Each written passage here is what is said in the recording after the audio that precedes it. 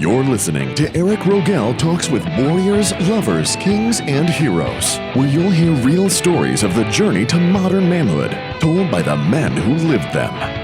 Raw, real, and 100% unapologetic. And now, here is your host, Eric Rogel. Hey, this is Eric Rogel, and thanks for joining us on Warriors, Lovers, Kings, and Heroes. This is where each week you'll hear real stories of the journey to modern manhood told by the men who live them. And today I have another full roundtable episode for you.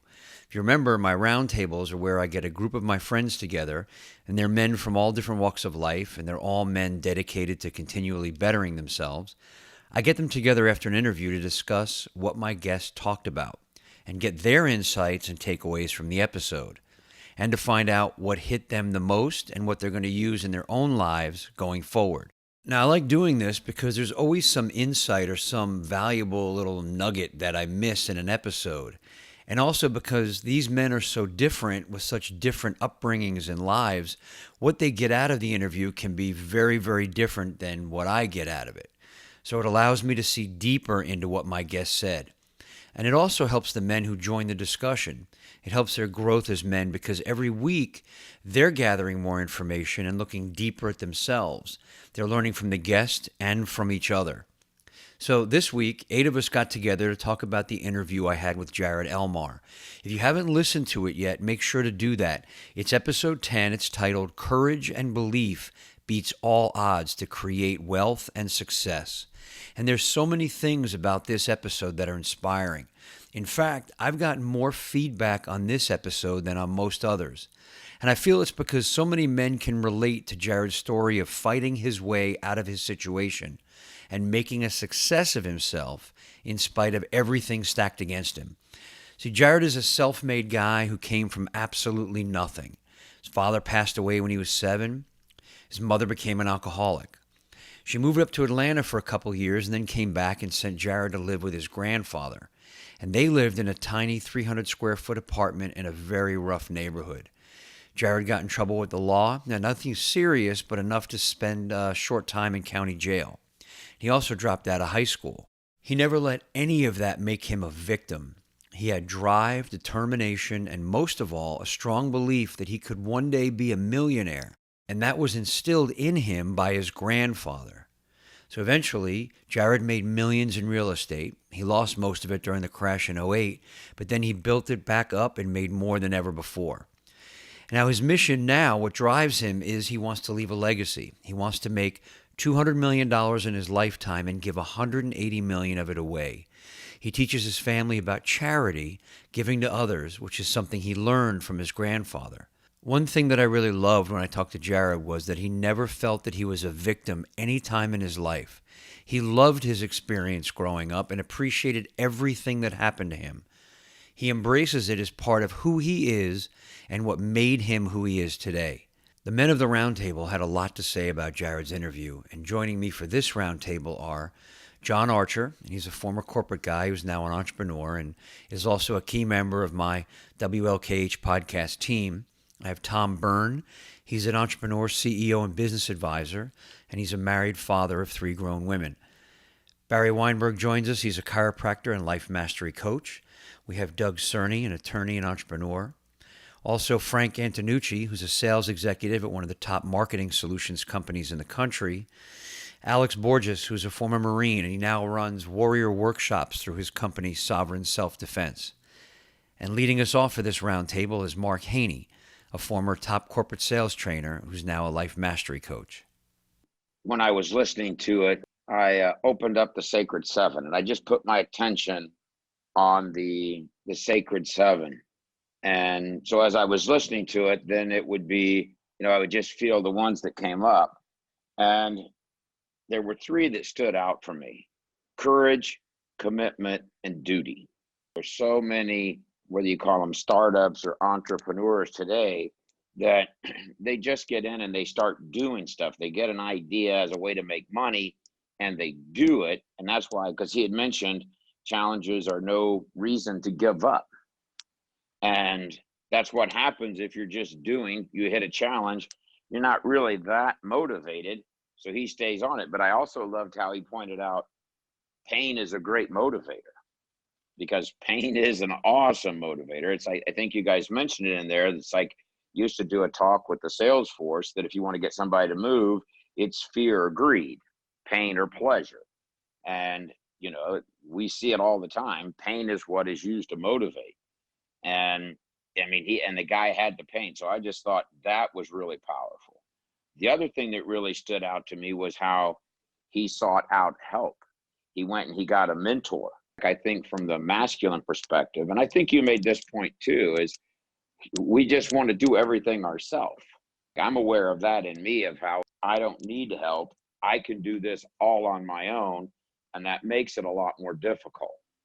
And, you know, and you guys know, I mean, I've worked with mentors my whole life in business, but it's a funny dynamic of when I'm working with someone, I always have to really push myself to do it, to get the help. And then, of course, with the work that we do and the coaching and the leadership that we get from that and the training, it's just like totally changed my life.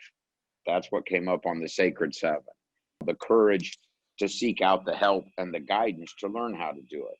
Yeah, that's what I was going to say that came up, Marty. That's so important, that courage to actually say, hey, I'm going to go find, I don't know what to do. I know I have to do this, and I'm going to go approach people that know more than I do, that are ridiculously successful, and say to them, hey, can you help me in my career? Yes. When you said commitment and duty, the thing with commitment and duty also is it wasn't just to leave that legacy, but it was to himself and to his family also. This guy takes fatherhood very seriously. And he's not just going to lackadaisically raise his daughter.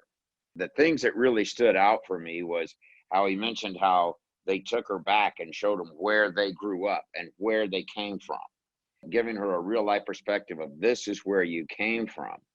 And then how he was saying that he gets her out and he takes her to do like the Ninja Warrior courses and stuff.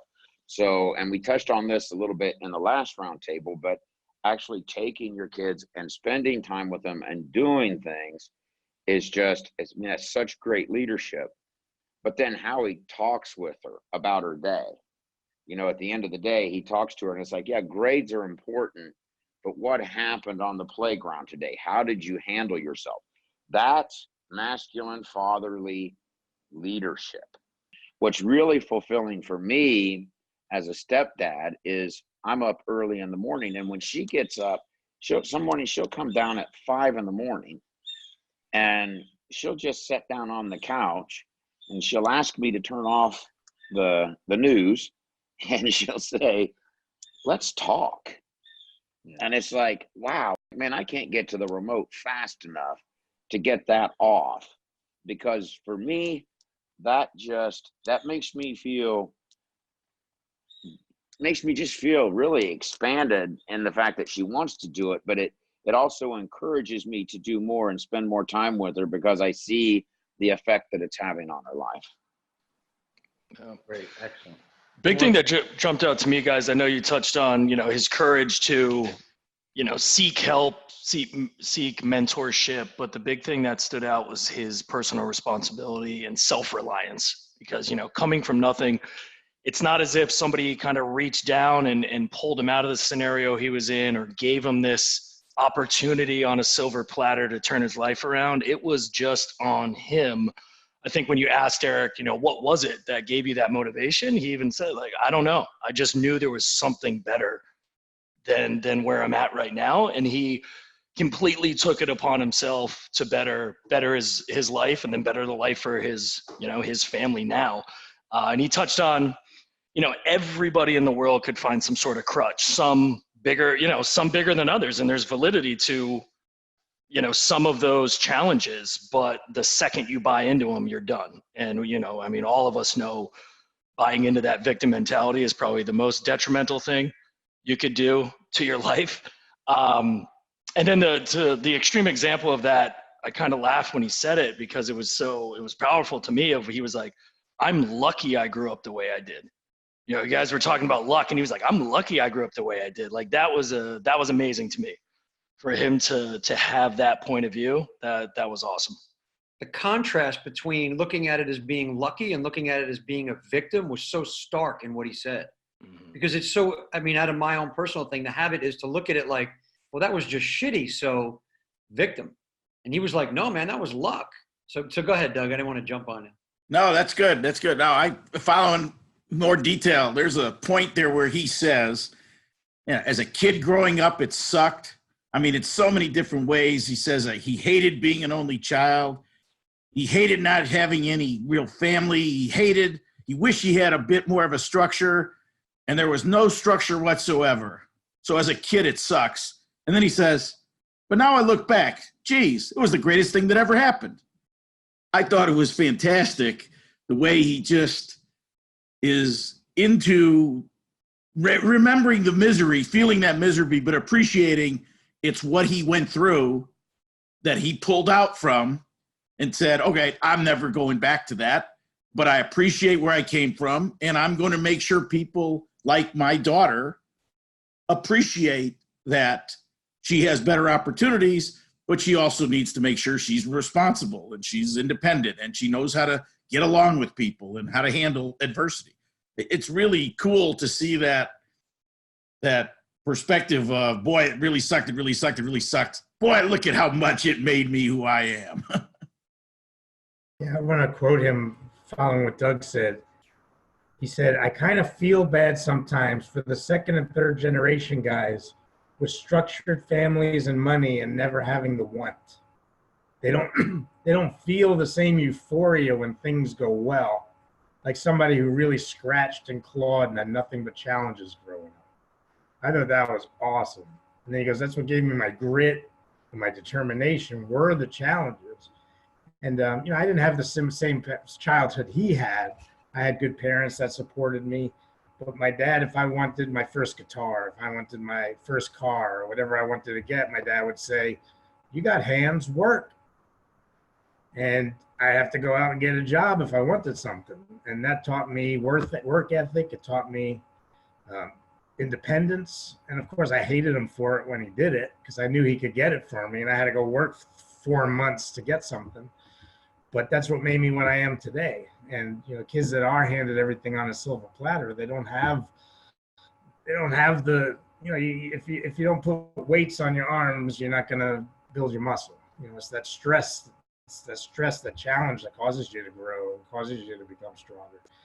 And something else that he said that I thought was really cool, just showing his idea of legacy and vision, was he said, I can give plenty away now. But if I keep reinvesting that and keep parlaying that, think about how much more I could give later on. And I thought that was great. He's always thinking at the bigger picture, the bigger vision, long-term versus short-term. Yeah, it's part of the whole, I could give a little now or give a lot later. Yeah. And I felt that too, man, because I looked at like, wow, what do I do? And I go, oh, I want to just get this done now and not look at, well, how much more could I be doing in the future if I just build and build and build as I go forward. I think the interesting thing with Jared is that combination, because I think what people can do is say, you know what, I'm going to wait till I'm really successful and have enough extra money, and then I'll give. But I think the interesting thing about Jared is this kind of line where, yeah, he can reinvest, again, the Warren Buffett example, he can make that money work better and give more. But at the same time, he's talking about the fact, in the Jewish Federation contributions that he's been given since he's like 26 years old, when it kind of hurt, when he didn't have the extra money. And referencing back to his grandfather that, did his best, just like his mom and his dad did his best.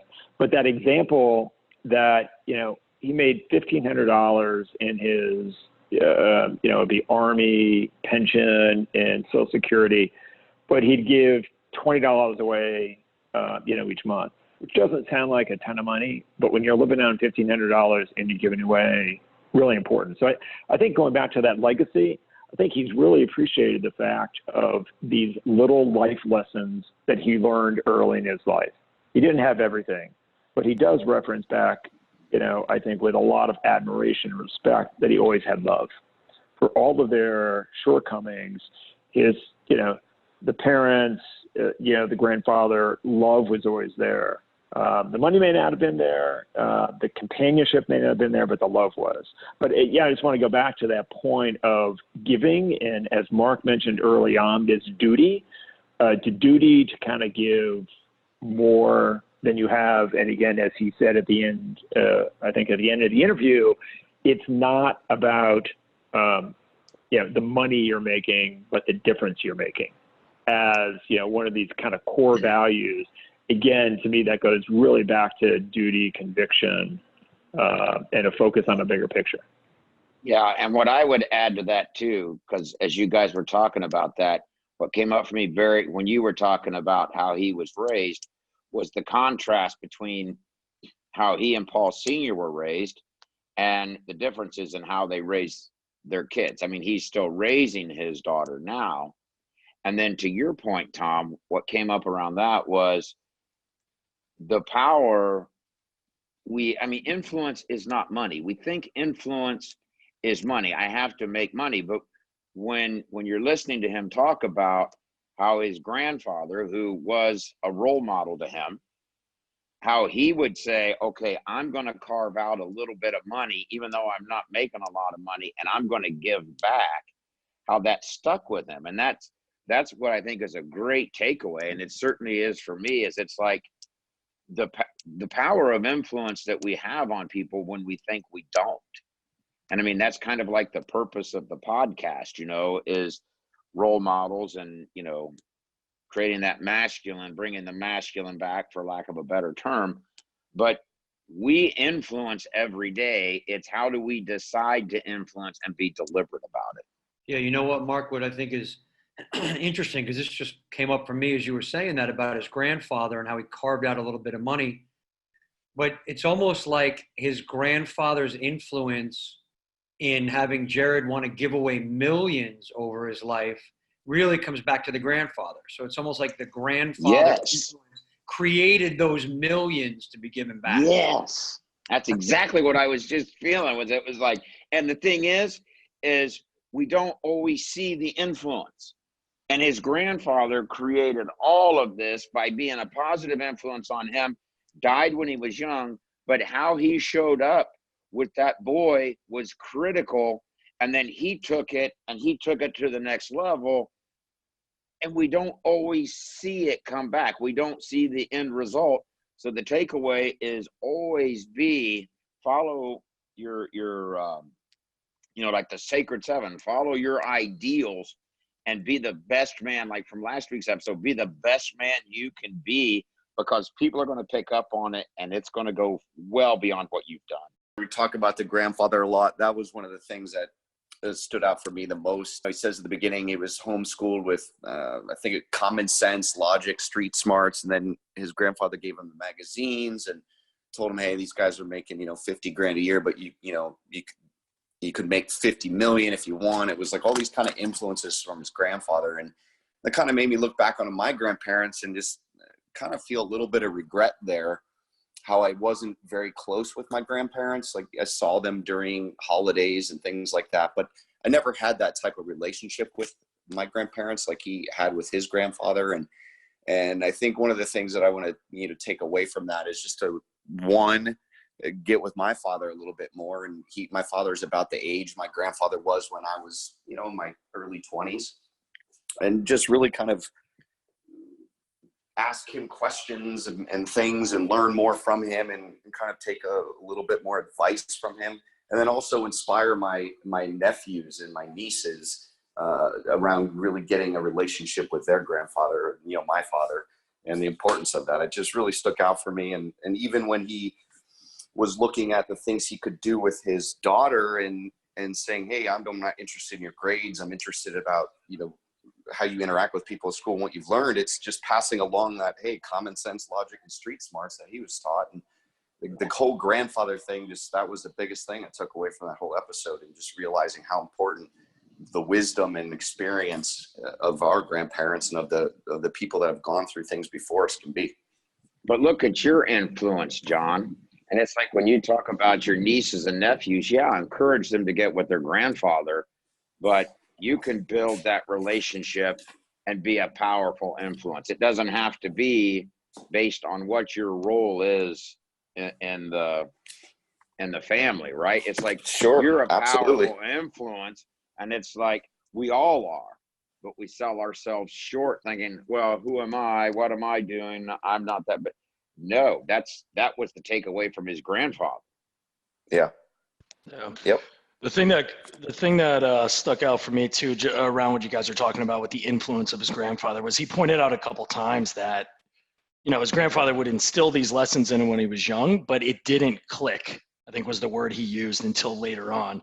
And I actually found that encouraging. I think, you know, my son's 5, and there's these like big life lessons I try to instill in him, and you know, you don't get the, you know, maybe the response that you think you'll get, you know, at that age, but the encouragement to just stay committed, to keep teaching them those lessons, embed that in them, knowing that at some point, maybe it's not now, maybe it's 10 years, maybe it's 20 years from now, but at some point that's going to click, and stay committed to instilling those lessons no matter what. Yeah, I love that, Frank. And you know what it also brings up for me, John, as you were talking about, you know, the influence of wanting to do that with your nieces and nephews. The one thing that I got too was that it wasn't like this advice was coming from a grandfather who was a millionaire himself, right? Had used these things that he was talking about. And, you know, you talk about it clicking, he very easily could have said like, well, I'm looking at you and you're not a millionaire, so how can you tell me that men are millionaires? Yeah. Right. But it was the grandfather's beingness and how it came out that really hammered home that message. Yeah. And he didn't say, when you make a certain amount of money, give. It's your duty to give back. And he played that out for him. Yeah. Yep. I agree. Yep. Yeah, Eric, along those lines, you know, I thought something really interesting, and I've been through this myself personally, having not come from money. He talked about how he made money, and then in 2008, I'm assuming at that time, he basically lost it all. And there's a couple key things in there. One, this perception that it's a lot harder to have money and then lose it than to not have it at all. And that may sound like, oh, that's a really highfalutin concept, but it is true. But I think the other part of it is, it's like that, you know, when you fall down, do you become a victim and say, okay, it wasn't me, it was all a fluke? Or do you step up and say, okay, you know what? I made it. You know, either I lost it or external forces lost it, and then get back up. And, you know, to me, that is the true, you know, measure of man, because things don't go perfectly. You know, sometimes you're overly aggressive, you shoot for the stars, and, you know, you fuck up. Or something happens sometimes outside of your control. So the measure is, you know, can you maybe sit back, maybe you sulk a little bit and you get in your little victim mode, but do you pick yourself up and move beyond? I think going back to this conversation we just had about his grandfather and all he's learned, I think the thing that he didn't draw the direct parallel, but he did talk about how his grandfather was successful early on in his career, but he lost it, and it just, I forget the term he used, but it kind of killed him in a way. And I really see Jared coming back and saying, okay, I'm not going to let that happen to me. I believe that, you know, I created this, I can do it again. In essence, you know, he has, which is really powerful, because again, things don't go perfect. You know, things that you don't expect, whether it be financially related, relationship related, family related, whatever the case may be, things come up and you have to deal with it and move forward, and not, you know, cower under the pressure and think that, you know, somebody's out to get you, or it's some external force that's beyond your control. That's what it comes down to. External force, external anything. It's very easy for us to go, well, I had it, I lost it. I never deserved it. I'm not good enough for it. I'm a victim. I'm not even going to try. It wasn't any of that. It was, I made this. I did this once before. I can do it again. Yeah, and I really liked where he made that point about, you know, people aren't really looking at you about what you did in the past or how you screwed up. It's like, where are you going, right? Where am I going to? What's my vision? And I think you said something short of, committing some major crime or hurting somebody, all is forgiven, keep moving forward. And that just felt to not only inspiration to keep on going forward in times of failure, but also with forgiveness of yourself too. It's like these failures that you think are so bad and you're this horrible person or for whatever you did, forgive yourself and move on. Yeah, I also kind of see, because we go with the title Warrior, Lover, King, and Heroes, right? And I like what I feel in Jared is the warrior and the hero. And that when he lost it all, and he fought like a warrior to get it back, but he was the hero because he believed in himself and he said, "No, I did it before, I did it again." And he even brought that point up in the conversation was he knew a lot of guys that made a lot of money, but then they never had the courage to try again because they didn't really believe. They just thought they were lucky, and he didn't really believe in it. So yeah, I could just feel how it was like, man, he really believed in himself. He knew how hard he worked. He knew he did it. He believed in it. He did it again. He even said there's no gray area to it. People either charge forth after they have a challenge or they quit. He said there's really no gray area between the two. Yeah, part of it too was he had just had his daughter. He says this in the thing too, right? In the interview, he says, it was 2009 and, my business had just collapsed and then I have a daughter. And it was supposed to be this joyous thing. And I'm thinking, oh shit, what do I do now? Right? So I really do feel that warrior in there too, because, there's that point where he could have said like, I got a family. I just lost my business. I don't have any money. Fuck it, I'm out. Right? I'm going to bounce or give up. But instead, nope, I have this family I'm responsible to now. I'm committed to them. It's my duty, right? We go back to commitment and duty. Yeah. Courage, and go back and just say, hey, listen, no, I got to get this shit done. There's no, burn the ships. There's no turning back. I've got to go forward. I've got to get this done. And I admire that a lot. Yep. It's on me. I'm going to get it done. Yeah. The other thing I'd say, Eric, is, towards the end is he certainly has that work ethic. And I think that point that, a lot of people think they get lucky or they're waiting for that luck. And, champions of the people who, quote, get lucky are the people who are working hard. The point of that is you get out there, you work, you take some chances, you create your luck. And that's what I see him doing. He's continually fighting, moving forward. And if you do that, you create the opportunities. Again, it's just that feeling that I'm not waiting for luck. I'm not waiting for opportunity to come to me. I'm going to go create that opportunity. I'm going to create that luck and, move forward. Tom, when you brought that up about, we were just saying about the work ethic and everything, for me, it came back to ownership, right? He owned it. And it's for a lot of us, it's owning our failures as well as owning our successes. And there's a quote that he says in the interview, and I looked it up. It came from Earl Nightingale. He said, everyone is self-made. It's only the successful people who admit it. And that just comes down to me not owning the failures as well as owning the successes. And I think it's important for him where looking back at his childhood and everywhere he came up, he owns that part of it too. And it's part of how it made him go forward.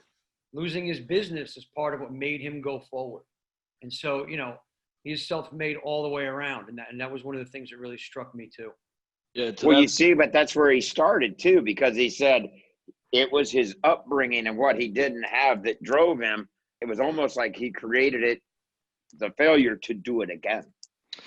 Yeah, to that point, Eric, too, of only the successful admit it, I think that kind of ties into what he said about giving, where he was like, a lot of people give and remain anonymous, where he makes sure that it's known that he is giving, not for the attention, but to set that example for people to see that he is, walking the walk, setting that example. He makes sure that people know that that's what he does. Yeah, absolutely. No, I appreciate that too. I mean, it's a big thing when you do it coming, not like you said, not from ego, because it's very easy to do that from ego. And we've seen a lot of people do this. They give a lot of money. They call a press conference. They do a giant check. It's all about, look how much I gave. But I think you're right in that it's more of, hey, here I am as an example, as a man, paving the way and follow my example, right? Do as I do.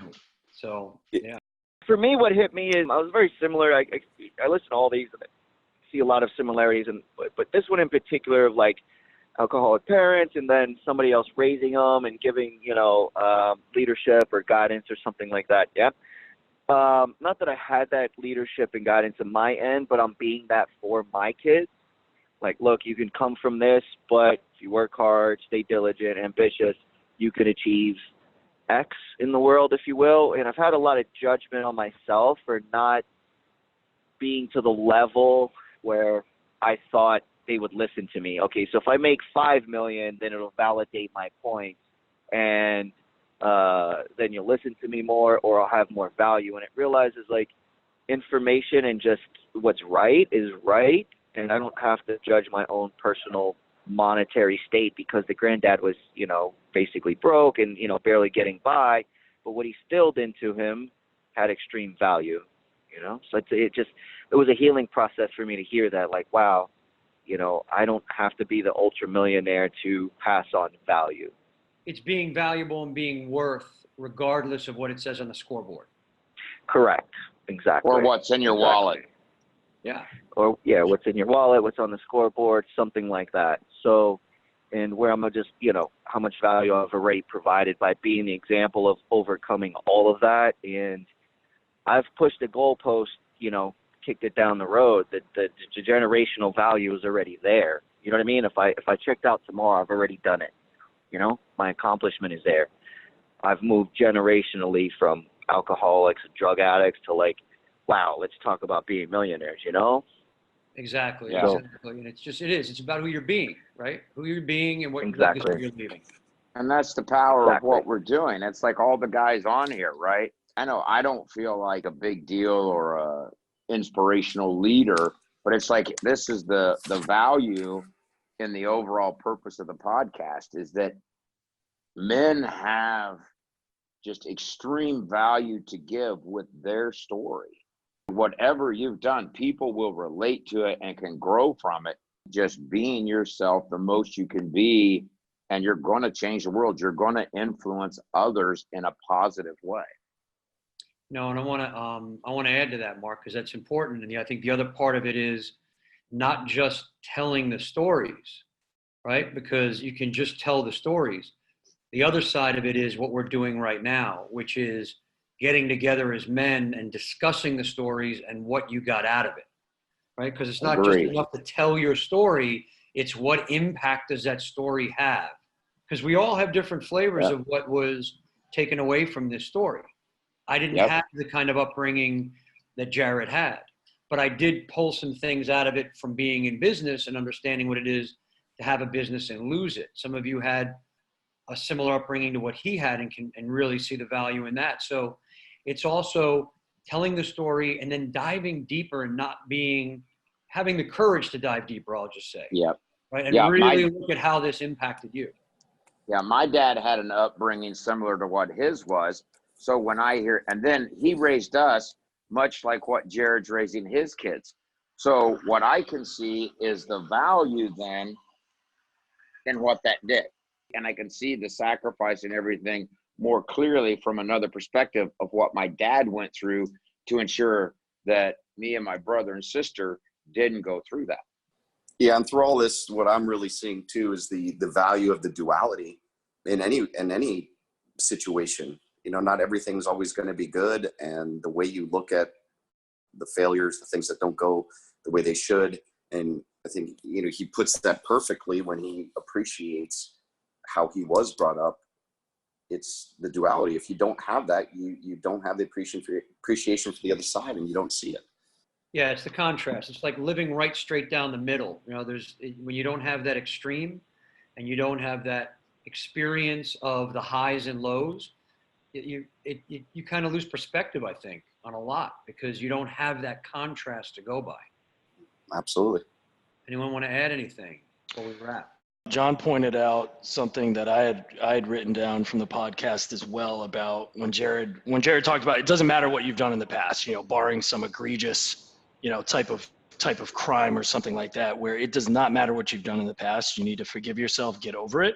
And not just, I think a lot of people that maybe had that really tough background, maybe only shoot for, hey, I've had this horrible background. I could be still in poverty or whatever it is. But now I'm, just even on a mundane 9 to 5, a non, some sort of job, that's a win. And not that it's not, but what I took away from it was he pointed out that not only does no matter what you've done in the past not matter, you can be whatever you want to be next.